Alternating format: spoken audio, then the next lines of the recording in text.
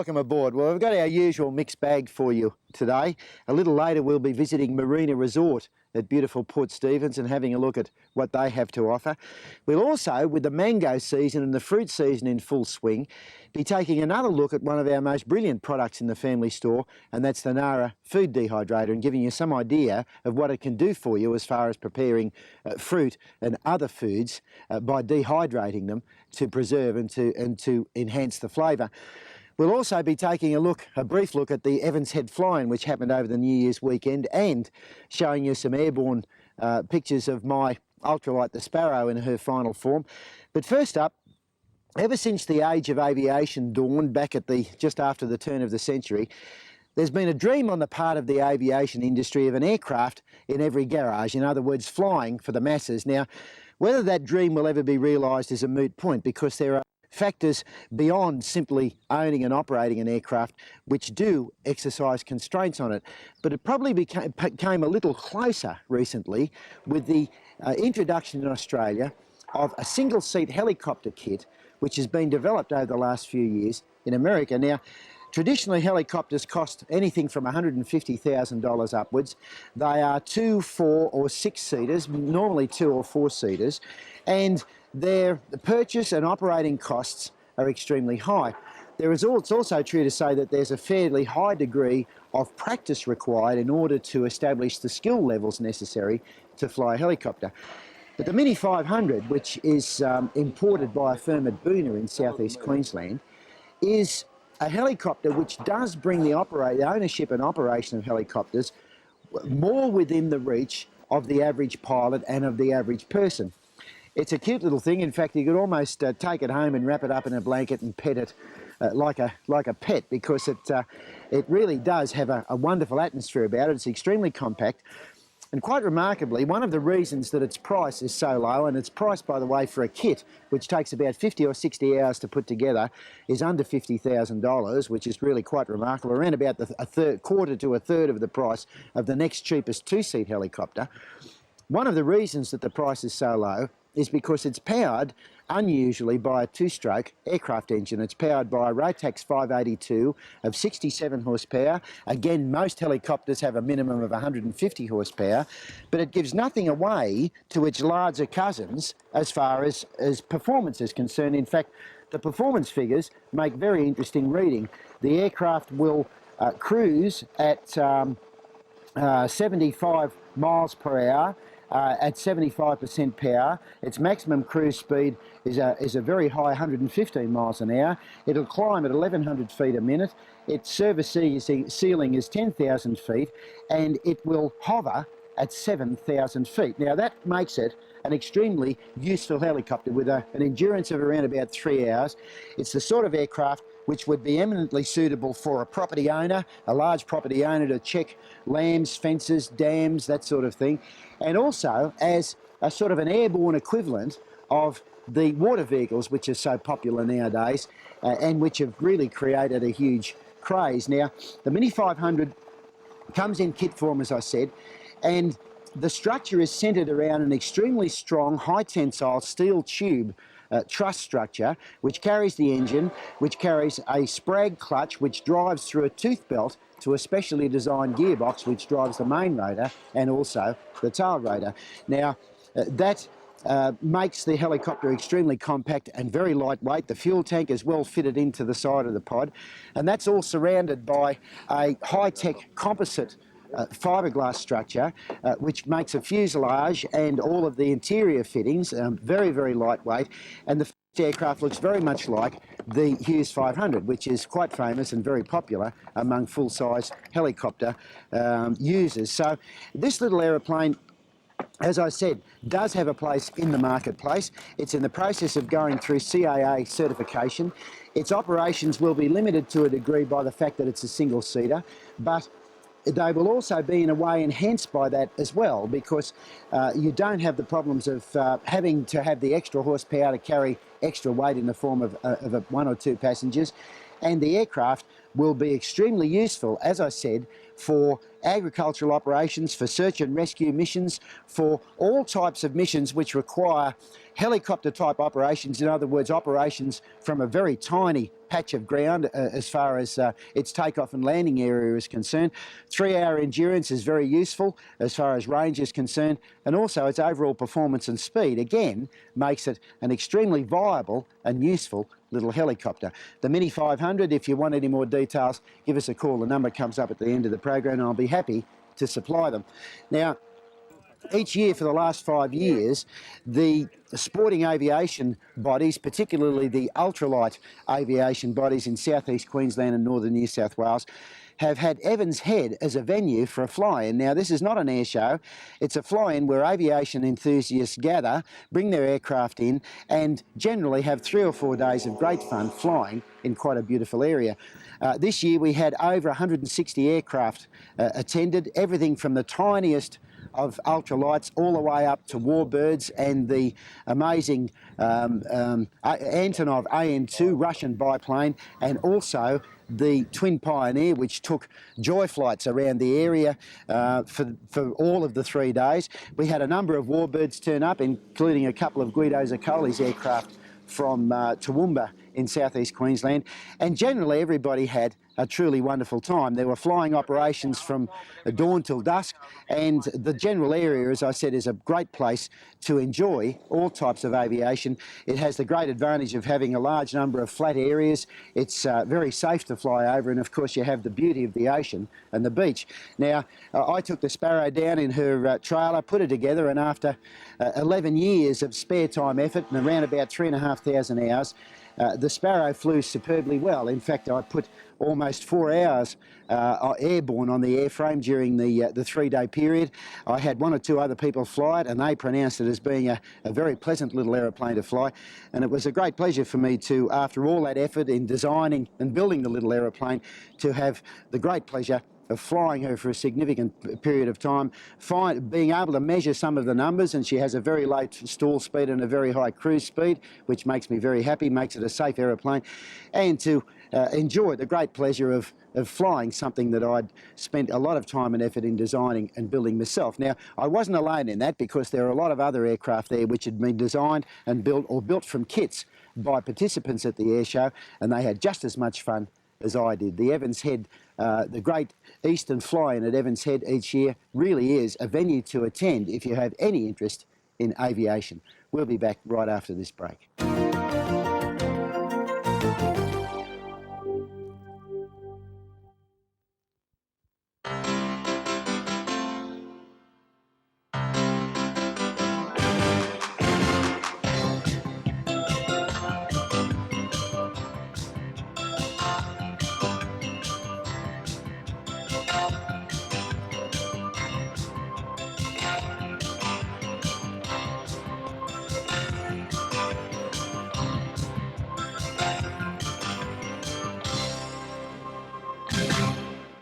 Welcome back to our weekly feature on the Port Stephens area. When development of the Nelson Bay area was first commenced around about 12 or 13 years ago, with the building of the rock walls to enclose Nelson Bay and make it a safe boat harbour, a lot of supplementary development also took place in the area. Now, back in those days, as I've said before, it was a sleepy fishing village. A little marine centre was located in an ex-Navy shed, which was built on piers out over the water. And there wasn't very much else there except for some very attractive parklands and very nice clean beaches. Now, the building of the marina gave safe haven to a large number of boats, both commercial and privately operated. And of course, in the ensuing time, we've seen the Dalbora Marina complex with shopping and fishing stores, etc., built there, plus a whole lot of other development. Now, one of the first new developments in Nelson Bay as a result of the impetus of the marina was Marina Resort. It's located on the hill just behind Nelson Bay Marina, and it is, has 5 floors, a ground floor and four upper floors, with a total of 44 rooms. Now, these rooms are very spacious. They're extremely well equipped. In fact, among them there are 5 suites equipped with corner spas. And all of the rooms have magnificent views across the Port Stephens area and to the east, north and to the west.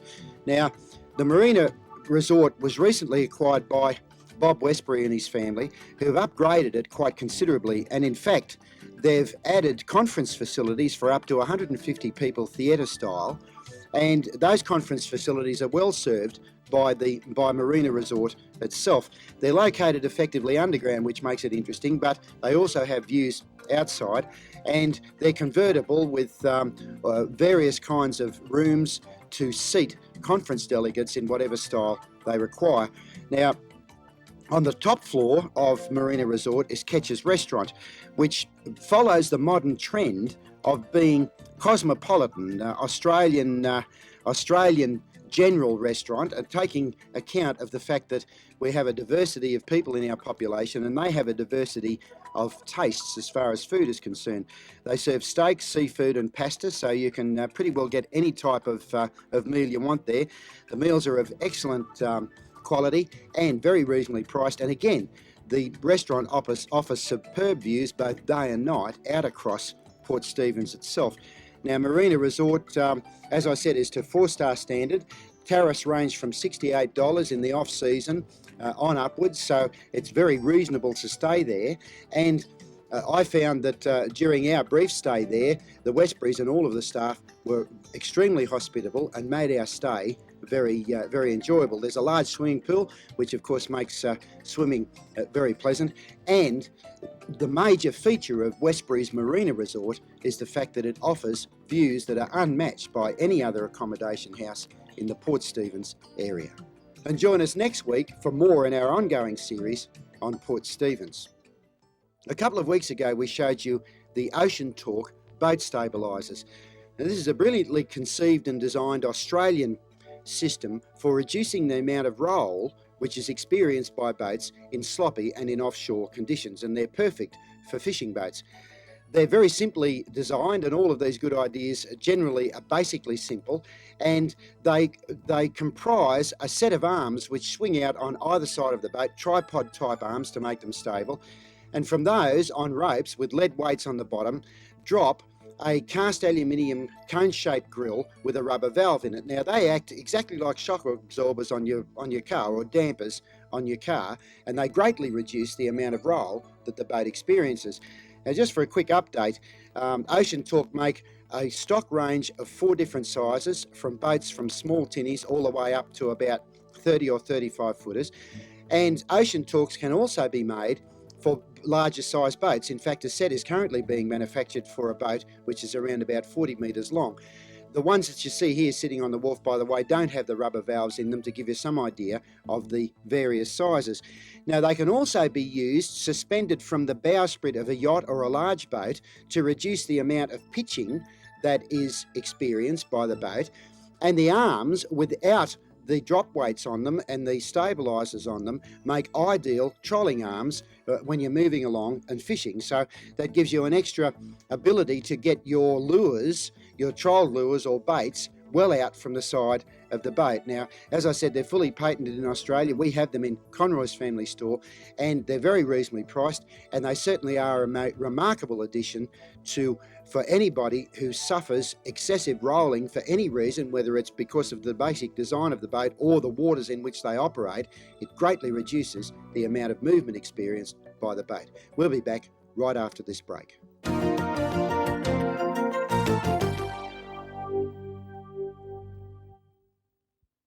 Back when I was a kid, my grandmother was a world champion apple pie baker. But she never baked as many pies as she planned to, because I always ate the dried apples before she had a chance. Now, the reason that my grandmother used dried apples in her apple pies was because dried apples have far more flavour than fresh apples do. And I never wondered where they came from back then. I just knew they tasted good. But over the last month or so, I've had occasion not only to find out how apples are dehydrated, but also a huge number of other foods. I have this Nara food dehydrator here, and I've had a ball over the last month or so dehydrating almost everything in sight. In fact, the dog won't come in the house anymore. Now, there are great advantages to dehydrating fruits and other kinds of foods. Not only is the flavour and the sugar concentrated so that it tastes better in its dehydrated form, but it adds a degree of preservation, which in some cases means that food can be preserved indefinitely using normal storage methods without any problems.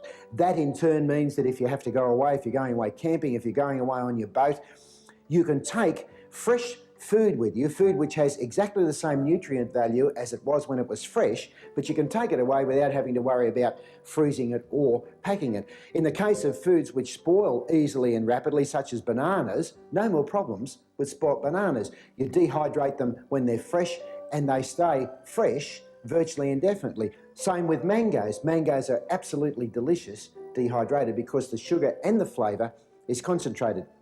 Another great benefit that I found, I'm a sweet eater and so is little Ben.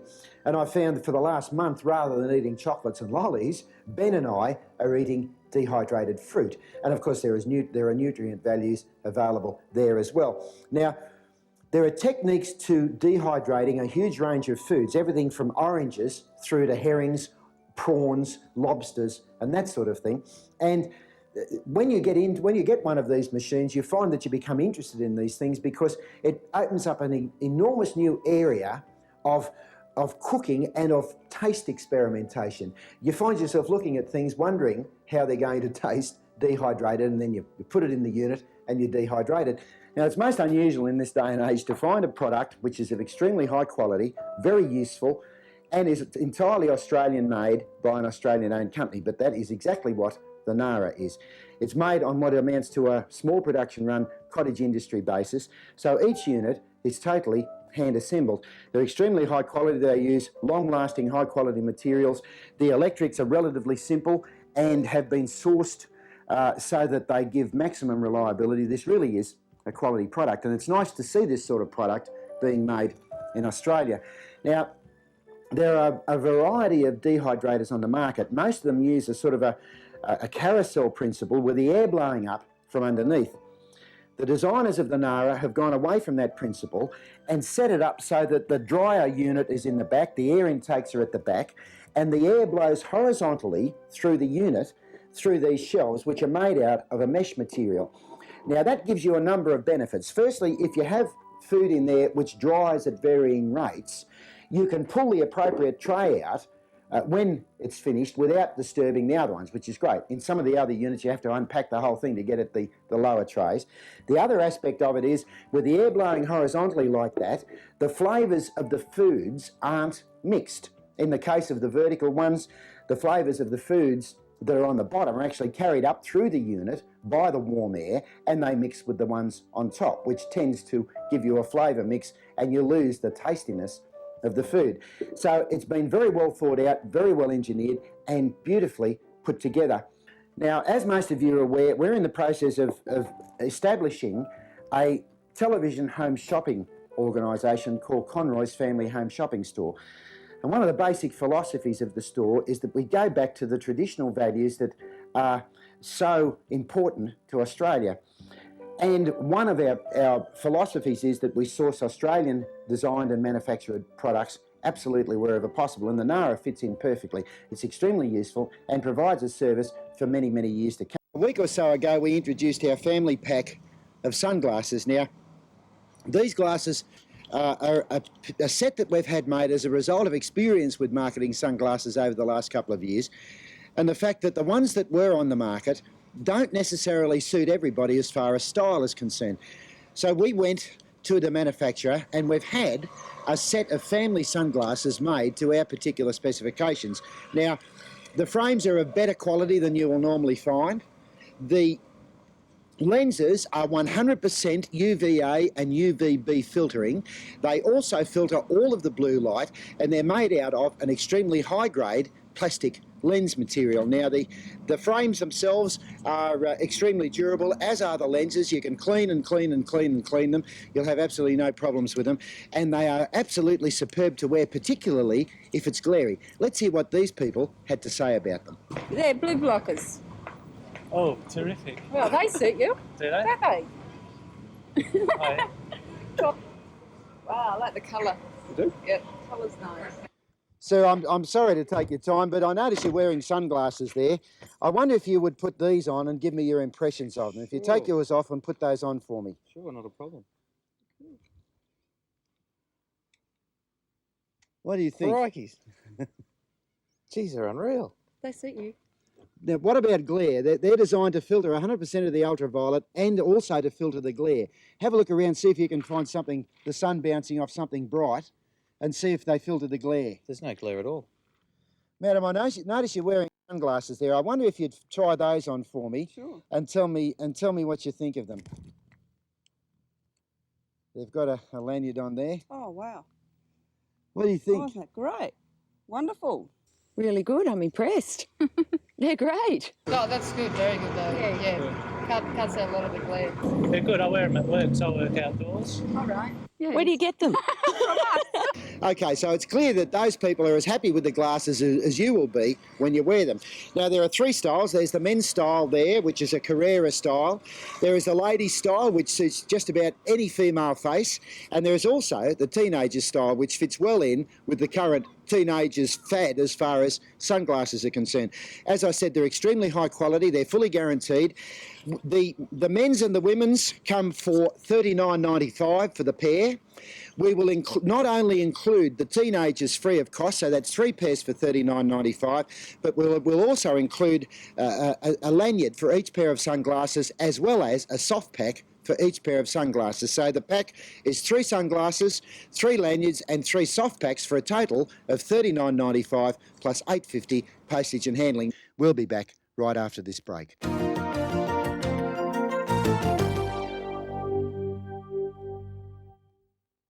Welcome back, but that's just about wraps us for this week. But before I go, last week we ran a feature on Graham Barclay Marine at Foster and also the Seafarer Viva. Now, Graham Barclay has been in the marine business in Foster for quite a long time and originally owned a company called Boatland, which is located at Tuncurry. I got mixed up. It was my silly fault. Graham Barclay's marine establishment is called Graham Barclay Marine, and it's on the southern end of Foster Township. So if you're in the area, call in and have a look at the establishment there. Say hello to Graham. Go and buy some of the superb oysters that he grows and harvests on Wallace Lake there, and have a look at one of Australia's newest and best equipped marine centres. That wraps us for another week. We'll see you next week with another show. In the meantime, take care and safe boating.